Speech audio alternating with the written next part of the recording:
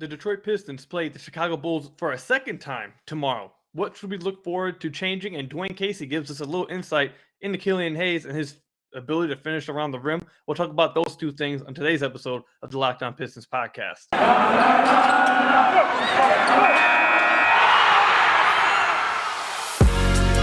You are Locked On Pistons, your daily Detroit Pistons podcast. Part of the Locked On Podcast Network, your team every day. What's the deal, everybody? Welcome back to another episode of the Locked On Pistons podcast. Today's episode is brought to you by McDonald's, proudly serving communities since 1965. McDonald's has always been more than just a place to get tasty, affordable food. It's an unofficial community center. A big thank you to our friends over at McDonald's for always being there. I'm loving it. Also, I want to thank you guys for making Locked On Pistons your first listen of every single day. We are free and available on all your podcast platforms, and we're also on YouTube at Locked On Pistons, which we just crossed over 200 subscribers over there. It's crazy. We just crossed over 100 subscribers like 2 or 3 days ago. We just hit over 200. Let's keep it going. Let's try to get over 300. Let's just keep it going. And if this is your guys' first listen to the Locked On Pistons podcast, I'm your host, Kuka Hill. You can find me over on Twitter at Kuka Hill. You can also find me on YouTube at Locked On Pistons or at Koo's Ballroom. You can also find me over at Detroit Bad Boys writing articles about the Pistons. But on today's episode of the Locked On Pistons podcast, we have quite a few things to talk about. First off, this is a Friday podcast, so it's the last podcast before Saturday's game against the Chicago Bulls. We'll talk about things that we hope to see different, some changes that we want to see in the second game against the Bulls from what happened in the opening night. We'll talk about that. And then also, what I really want to get into first, though, is Dwane Casey really gave us or answered a lot of questions today in his media session about Killian Hayes. And then also in the final segment, I kind of want to touch on the top 75 list that was put out. I don't know who it was. What was it by ESPN or NBA? I don't know who exactly was a part of the voting. I'm not sure about that. But the top 75 for the 75th anniversary of the NBA was put out. There's some things that I have wrong with it. Not necessarily tied to the Pistons, but I think it's a good enough topic that, it's a big enough topic that where people want to hear about it. But anyways, let's go ahead and talk about what Dwane Casey answered today about Killian Hayes. So again, you guys got to give me credit. I was in the media session while working at Jets. Like I said on one of the other podcasts, I am a delivery driver on a side job. But even when I'm delivering, I'm still in the media session. I'm still getting them quotes out for you guys, paying attention. You feel me? I'm always grinding. But anyways, in today's media session, or last night's media session, Dwane Casey was asked probably like 7 questions about Killian Hayes. Now, I had my hand up. I was ready to ask him a question. And each time I had a question about Killian Hayes, someone else asked it. It was literally like back to back to back about Killian Hayes. And all of it basically surrounded about his aggressiveness. And really the main point, which I'm so happy that more than just me see it and more media guys are wondering about it and asked Dwane Casey about it. They asked about his finishing on the rim and about him fading away from contact, not absorbing contact, et cetera, et cetera. So I want to talk about one of the things that I tweeted out that Casey said about Killian Hayes. James Edwards, the third of The Athletic, he's one of the Pistons beat writers, good guy.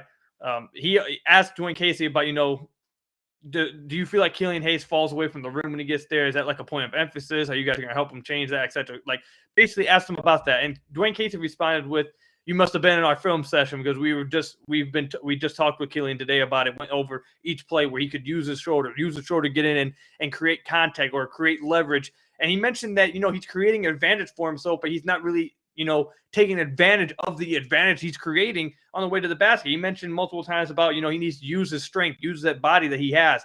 He needs to understand angles, et cetera, et cetera. And for me, one of the things I really liked hearing, and I think that Pistons fans, and, this honestly, even if you're not a Pistons fan, I think this is one of those things that an NBA fan would be really happy about hearing. We always say, our coach is pointing this out, or are we the only ones seeing it? Our coach is saying that. And deep down, I feel like all of us have to know that there's no way that NBA coach is not saying these things. There's no way that the NBA coach is not seeing what we're saying and pointing these things out. But there's always that little bit of you that's like, well, what if he's not? Maybe that's why it's continuing to happen, blah, blah. I think it's really cool, and I think it did a lot for Pistons fans. I think it's just really cool overall that Dwane Casey told us, yeah, you must have been in our film session because we are. We were just telling him about this. We went through clip by clip. I love that Dwane Casey gave that kind of insight to that. I feel like not a lot of fans get that kind of insight from across the league and with other teams and other coaches. And if he doesn't say that, I'm sure that you have a bunch of Pistons fans still saying, well, oh, is Dwane Casey even telling him about this? Or is this trainer even telling him about this development team going over this with them? And it's kind of like it's kind of like one of those known unknowns. Like, you have to assume that they're saying something, but then you're not really being told that they are. So you're like, are they really? So me personally, I just really like that. First of all, I just really like that Dwane Casey gave us that, and he didn't have to say that. I thought it was really good insight, and it kind of like clears the room for some things, because I know there's a lot of fans that were wondering, is he actually saying something about this? Is he pointing this out? Is he helping them? And it's very clear that he are. So I like that part. But secondly, the second thing I want to say about it is that Dwane Casey seems extreme. If you were in the media session, I'm not saying this because you guys know that I'm pretty pro Killian. I've become a believer, and I wasn't pro Killian, and then he convinced me overall because of things that we've talked about on the podcast before. But anyways, I'm not saying this because I'm pro Killian. This is me just being completely honest. And you can go tweet at some of the other beat writers and ask them; they'll tell you the same thing. Dwane Casey seemed overly confident about Killian Hayes overcoming the whole falling away from the basket, absorbing contact, learning angles around the rim once he gets there.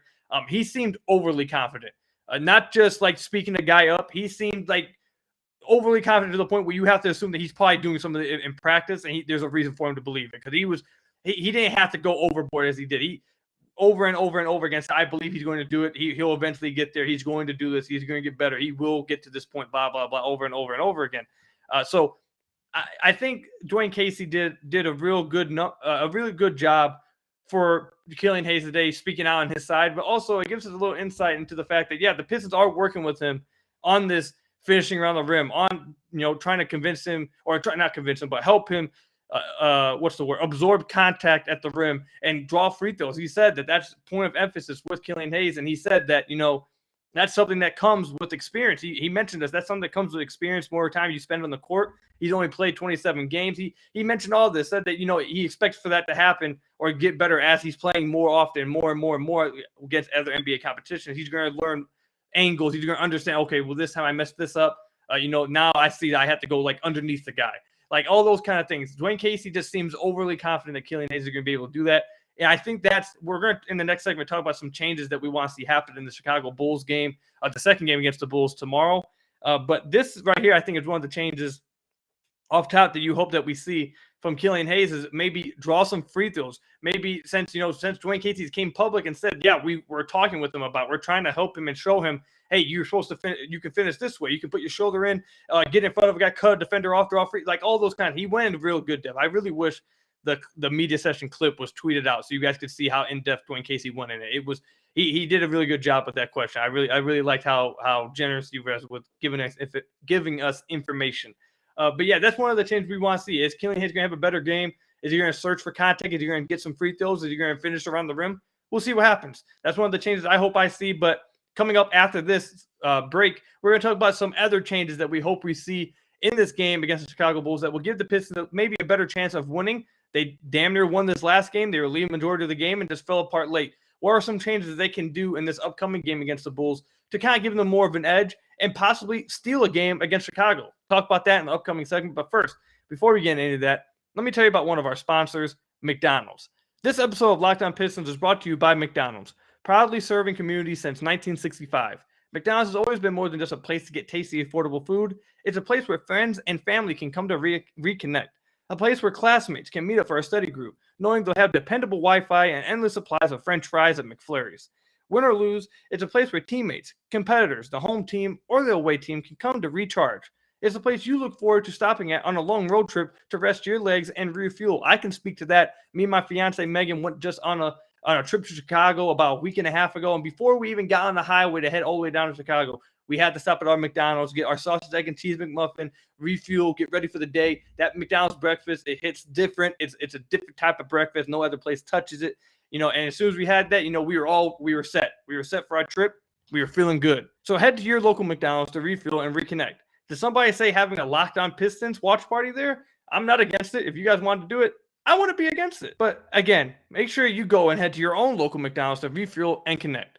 Ba-da-ba-ba-ba. I'm loving it. But anyways, let's go ahead and get right back into some changes that we would like to see against the Chicago Bulls in the Pistons' second game against the Bulls and as many games in their season. First change that I want to see happen in this game. Very first one, I think it's a simple change too. I would be shocked. I'd be utterly shocked if Dwane Casey did not make this change in this game, and that would be to put Killian Hayes on Zach LaVine. There's also a different change that they could possibly do. They could start someone else besides Frank Jackson in the starting lineup, maybe start Josh or Hamidou Diallo to give a better matchup against Zach LaVine. But if they want to stick with the spacing of Frank Jackson in the starting lineup, which makes sense, I'm not against that. It very much makes sense. At the very least, you need to put Killian Hayes on Zach LaVine. Zach LaVine was one of the only sources of offense for the Chicago Bulls the entire game last time the Pistons played them in the first opening night game. Outside of that, Isaiah Stewart did a really damn good job on Nikola Vucevic. No one else really hurt the Pistons. Lonzo really didn't get into it. I thought Hamidou Diallo played phenomenal defense on DeMar DeRozan. It was really only Zach LaVine who dropped 30-plus points against the Pistons and really took over late. A lot of those points were being scored on Frank Jackson, who just isn't big enough to guard Zach LaVine. He's not a good enough defender in his own right to guard Zach LaVine. And Zach LaVine was just feasting. It just isn't going to work. So especially when one of Killian's strong suits right now, one of his calling cards that people say is his defense. So if his calling card is his defense right now, how strong he is, how much bigger he got, how strong he got over the offseason, utilize it. The Pistons didn't utilize that to their advantage at all in the first game. They actually gave themselves a disadvantage. I know we were in a Spotify green room today talking about the Pistons, or last night talking about the Pistons, talking about this matchup, and people were searching around, wondering, okay, well, maybe he did because of this, or maybe Dwane Casey did it because he doesn't want to put too much on Killian's plate. I honestly don't think that there's any excuse for it. I think maybe it was just a simple a decision that backfired, or a blunder, or something that basically it just needs to be changed. Either way, I don't get why they didn't try at least to put Killian Hayes and Zach LaVine once he started cooking. I'm not sure why they didn't try putting Diallo or Josh Jackson on him, because he really was torturing Frank Jackson. And there's not really much Frank Jackson could do about it. He's just so much smaller than Zach LaVine. I'm not sure even if he played good defense, it would have really mattered anyway. So the first change I would love to see is simply put Killian Hayes on Zach LaVine and then put Frank Jackson on Lonzo. Lonzo's not the type of player who's going to attack off the dribble. He's not one of those guys you have to worry about ISOing or drawing a ton of free throws, getting to the rim, etc. He's not going to do that. He's a really good catch and shooter. He's going to attack as a secondary playmaker off catch and shoot opportunities, stuff like that. If Lonzo's going to try to beat you guys, trying to work his own pick and roll and ISO and drive to the rim himself, he's going to have to beat you that way. And if he does, hey, you clap it up for him. That's all you do, because he's not going to do that majority of the time. So worry about the guy who's going to torch you, and that's Zach LaVine, and put your best perimeter defender at the guard position right now, which is Killian Hayes. Put him on Zach LaVine and, let him use his strength, let him get physical, and showcase his one good calling card, apparently. One of his best calling cards to the NBA right now apparently is his defense, and the Pistons didn't even utilize that, which is really confusing to me in the first game. But it's only one game. I expect them to utilize it in the second game. So that's the first change I have. Second change that I have is that down the stretch, I hope the Pistons try to use more ball movement instead of just going to Jeremy Grant or Sadiq Bey. I know Isaiah Stewart, after the last game, said that everyone knows their roles and they know who their primary scorers are once it gets late in the game, and that is give the ball to Sadiq Bey and give the ball to Jeremy Grant and basically move out their way, let them go and take you guys to the promised land. And while I can commend that, and while that's fine and everything, that right there, knowing your role, all that's fine and dandy, that's cool. Neither Sadiq Bey or Jeremy Grant's the type of player where you just give them the ball and say, take us there. They're just not that kind of guy. Doesn't mean they're bad players. They're good players. Jeremy Grant's a really damn good player. But Jeremy Grant's not the kind of guy you're just going to roll the ball out the top of the key, check the ball up, and go get a bucket. It's not, especially late, and especially with how you saw how much Alex Caruso really bothered him in this opening night game. I really hope the Pistons go away from that, at least till Cade comes back. I think Cade is the guy who can do that. Cade will be that closer for them, and he's going to help desperately in the fourth quarter. He really is. But until then, I really hope they go away from that whole idea of, Sadiq and Jeremy are guys. You guys go get the buckets for us. I really wish they go away from that. And I hope they use some more ball movement. Honestly, I don't think this is a hot take. I know after the first game, people are going to assume that this sounds stupid, but I think this will generate a lot of good looks for all of them. Not him, but the rest of the team. I think they should run some more high pick and rolls at the end of games with Killian Hayes and Isaiah Stewart. Killian Hayes, one of his best strong suits is his playmaking. Utilize it. They didn't really utilize that in the first game. A lot of Killian Hayes gives the ball to Jeremy Grant, goes stands in the corner, and if he doesn't do that, he's just, he was overly aggressive at times trying to find his own shot, and it didn't work out. So I hope that they, late, I would even be okay with them late in games, running a high pick and roll with Killian and letting him find Jeremy Grant and let him attack a closeout or attack a retreating defense. Same thing with Sadiq Bey. Help him out.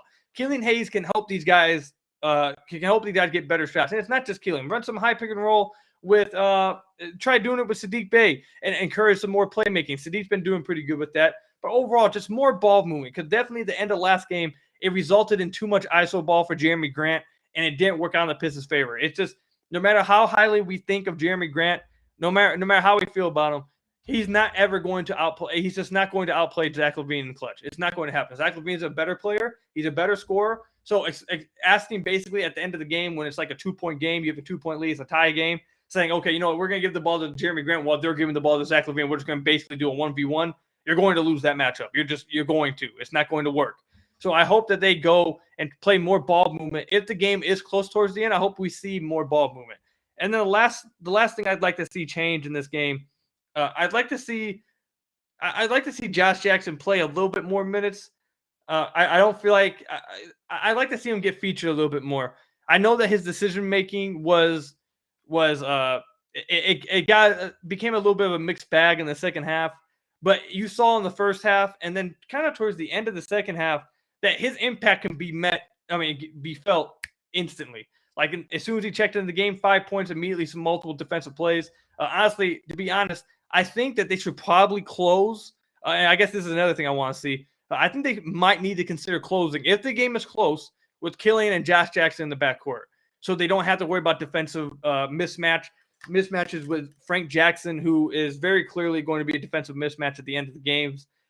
And I understand that they need the spacing, which is why this is going to be the next thing. And the final thing I want to see change, if they do try to go with Josh Jackson to end the game with Killian Hayes, which I have no problem with, I'd actually encourage it if it's close and you need someone to check both Lonzo Ball and Zach LaVine. If you feel like Josh will do a better job than Zach LaVine, I actually would encourage it. If they go that route, I'd like to see that lineup that Dwane Casey was teasing to us before before the season opener with Killian Hayes, whatever guard you want to put there, or honestly, you could even go with Killian Hayes, Saddiq Bey, Jeremy Grant, and then give us the starting big men with Kelly Olynyk and Isaiah Stewart. I would love to see that. We didn't get to see that lineup at all in the first game. I hope we get to see some Isaiah Stewart, Kelly Olynyk front court duos in this game. I don't think Kelly Olynyk played too many minutes in the first game. I'd like to see his minutes go a little bit higher, and I think that's a good way to go about it. So those are my changes that I hope to see in this next game against the Chicago Bulls. I don't expect them to win.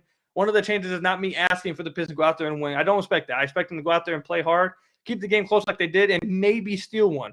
And I hope those changes go along with helping them steal one in Chicago this week or this Saturday. So let me know what you guys want to see changed in this upcoming game. Any other, rotational things you guys want to see changed? Any different starters, on-court plays, on-court mismatches, etc. Let me know what you guys want to see changed in this upcoming game against the Chicago Bulls on Saturday. But when we come back, we're going to talk about the 75th anniversary list, top 75 players in NBA history.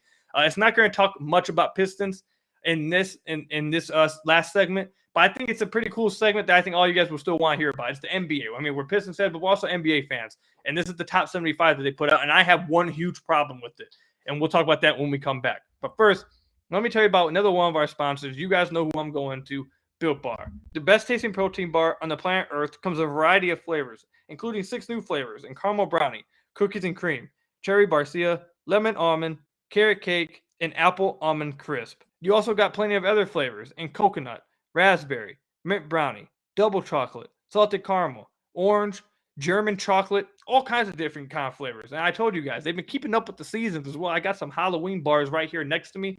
They would taste pretty good, I'm not going to lie. So I advise all you guys to go test these bars that are covered in incredible tasting chocolate and are soft and easy on the teeth to chew. These bars are low in calorie and sugar, but high in protein and fiber. A flavor I suggest is the peanut butter flavor, packing 19 grams of protein, 180 calories, only 5 grams of sugar, and 5 grams net carbs. So go try the Built Bar. Go to BuiltBar.com and use promo code LOCK15 and you'll get 15% off your next order. Again, use promo code LOCK15 for 15% off at BuiltBar.com. Built Bar, the best tasting protein bar ever. But before we get into this top 75 list that came out last night, really, I just want to thank you guys again for making Locked On Pistons your first listen of every single day. We are free and available on all platforms. But for your second listen, get everything you need from contender to pretender around the NBA with the Ultimate Insider NBA Season Preview, the biggest and most comprehensive season preview you can find wherever you get your podcast. But again, let's talk about this top 75 list, okay? So look, I'm not going to, obviously, there's 75 players. I'm not to go through every single one. But there was one notable guy that was left off there. There was a few Pistons on. You had Isaiah Thomas, even Dave Bing made it on there. But let me tell you about a guy who was absolutely stubbed from this list, and it's actually absurd that he was not on this list. It's crazy. I can't believe that he wouldn't be on this list. So let me tell you about some of the names that are on this list before I tell you about the guy who was left off. Let me tell you the guys that did make this list. These are some of the players that I can't believe they would have the nerve to put in over this guy. There was multiple. There was probably close to 10 to 15 players I don't understand how are put in over him. And you could probably argue maybe even a little bit more. But these are I'm gonna give you 3 players that were put on this list that I have a major issue with. Damian Lillard, Anthony Davis, and Carmelo Anthony. Now, you can argue that all 3 of these guys should be on the list. I want to argue that they shouldn't be on the list. Maybe I don't think Anthony Davis should be on there. I won't argue with you if you want to say they should be on the list. But there is no way on God's green earth that they should be on that list over Dwight freaking Howard. Dwight Howard did not make this list. I need to talk to whoever voted on these lists because there is no way in living hell that Dwight freaking Howard does not make the top 75 list in NBA history. Let me read you Dwight Howard's accolades, okay? Let me just read you his accolades before I tell you anything else. You got an NBA champion in 2020. Obviously, that wasn't really his prime, but let's go closer to his prime. He was an 8-time All-Star, 8 consecutive seasons. Okay, 8 consecutive seasons he was an All-Star. 8 consecutive seasons he was All-NBA. So he was not one of the last All-Stars picked, one of the little guys, you throw on the team, if someone gets hurt, or one of the last voted guys. Each year he made the All-Star team, he was an All-NBA player. Consecutive. 8 consecutive All-NBA top 15 player in the NBA. And the majority of those times, he was damn near a top 5 player. There was probably some of these years that he was top 3 player. There was at least 2 years where he was considered a top 2 player, and there was at least 1 year where he was challenging LeBron James, and people thought maybe he was the best player in the NBA. That's how good prime Dwight Howard was, okay? So 8 consecutive All-NBA teams. You got a 3-time Defensive Player of the Year. Oh, that right there, I don't even need to keep going, but that resume right there, you could chop that resume off right there, and he should immediately be launched into the top 75. That you could just chop the resume off right there, not even care about anything else, and Dwight Howard should be in the top 75, okay? Let's keep going. You got a 4-time defensive first team. You got all-defensive second team. You got the all-rookie first team. You got the 5-time NBA rebounding leader, 2-time blocks leader. He's a slam dunk champion. And, by the way, he's won a gold medal for the Olympic team, and those are just his accolades. Let's move past the accolades. Does everyone remember that Dwight Howard at one point there was a point in NBA history where Dwight Howard was challenging LeBron James? There was a point, it was like maybe a year, but it was a point where Dwight Howard legit was so damn great that people were saying maybe Dwight Howard might be the best player in the NBA right now. That's how damn great Dwight Howard is. And Dwight Howard went on to beat LeBron James and take his own team to the NBA Finals, where he eventually lost to Kobe Bryant. However, that right there is better than anything else those 3 guys I named. That right there is that single season is already is better than all 3 of those guys than they've done in their careers. And like I said, those 3 guys, if you want to put them on the top 75 list, that's fine. But there's no way on God's green earth that they go over Dwight. There's no way. There is no way. Dwight Howard should be he should have been one of the easier ones to put on the top 75 list. He's one of the best players ever. And I know that his prime, he's been around for a long time. He came out of high school. So he's been out around the NBA for a very long time. So it feels like that his prime was so far long ago, and people try using the longevity excuse. BS. That longevity excuse is he was an All-NBA member for 8 straight seasons. 8 years. That is a long as hell prime. Now everybody's LeBron James. That's why LeBron's like number 2 ever. But 8 years of a prime that peaks as you as an MVP level player, that peaks as you as a best player on an NBA Finals team, that peaks as a player who finished second at MVP voting, that's a top 75 player. It's not close. I'm literally in shock. I know this is a Pistons podcast, but this is a pretty big deal. The top 75 list. It's a really big deal. But you had to talk about the snubs. So actually, before we keep going with why I think Dwight's the biggest snub, let me know what some snubs that you guys have. I know I saw some people saying T-Mac possibly was snubbed off the list. Who else? I haven't really seen everybody else talk about some snubs. But if you guys have some snubs that were left off the list, let me know down below as well. But let's get back into why I think it's absolutely just absurd that Dwight Howard was left off this list. So this little idea that Dwight had a short prime, BS. This guy was considered the best big in basketball from 2006, 2007 to 2013, 2014. You could arguably make an argument that even after 2013, 14, maybe one more season, he was the best big man in basketball. And this little idea too that once he got to Houston, that he was no longer like the best big in basketball. Let me tell you something, bro. And this right here is one of the moments in history that I feel like people just wipe away from their existence. Like people laud Damian Lillard for when he gets to the playoffs and carries a team and ends up losing in the first round. He's done that multiple times. And if you want to keep it a stack, when Damian Lillard gets to the playoffs, outside the last 2 seasons, he had struggled in the playoffs. He hit that shot against Houston in against Dwight in that team. But before the last 2 seasons, we hit that shot against Paul George. He had struggled in the playoffs mightily. His numbers shot down. So did Melo. Melo, I can't, honestly, I'm honestly offended that they put Melo over Dwight Howard. Melo hasn't really accomplished anything, to be honest. He just hasn't really accomplished anything. And there was never a point I feel like anyone really considered Melo MVP level player. Like he was always, him and Dame are kind of always been in that same tier of, you got the top 5 guys and then right below that tier guys, that's where they go. That's usually where they've been at. So, but this is just really what I want to say real quick. And then we'll wrap the podcast up I know I don't want to rant too long about top 75 list. So the idea that Dwight didn't have a long prime. So once he got to Houston, his very first season in Houston, let me read you guys what he did in the first round against the Portland Trail Blazers. They didn't lose because of Dwight. They lost because of James Harden, who crapped the bed and played like garbage. Let me tell you what Dwight did in his first season in Houston in that first round. He dropped 26 points a game, 14 rebounds a game, 3 blocks a game, and he shot 55% from the field. They didn't lose that series because of Dwight, and Dwight Howard was manhandling the Trailblazers. Okay? Like, just stop it. Stop. Just stop.